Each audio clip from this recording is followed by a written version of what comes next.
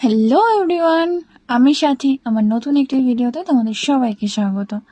আজ ছিল আমার ভাই অর্থাৎ আমার মামার ছেলের জন্মদিন।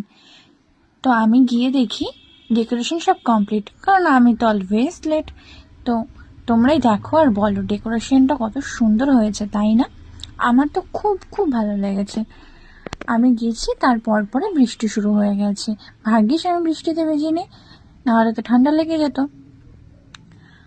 তারপরে শুরু হয়েছিল ভাইয়ের কেক কাটিং। তো ভাই তো একটুও ছবি তুলতে পছন্দ করে না, আমি তো ওর সাথে সেভাবে কোনো ছবি তুলতে পারিনি। তো যাই হোক, দেখো ও কেক কাটিং করছে আর এদিকে বাচ্চাগুলো সব মজা করছে, আর আমি এখানটায় বসেছিলাম। তারপরে ভাই আর ভাইয়ের বন্ধুদের নিয়ে গ্রুপ ফটো তোলা হচ্ছিল। তারপরে বাচ্চাদের খাওয়াটাও হয়ে যাওয়ার পরে আমরা খেতে বসেছিলাম।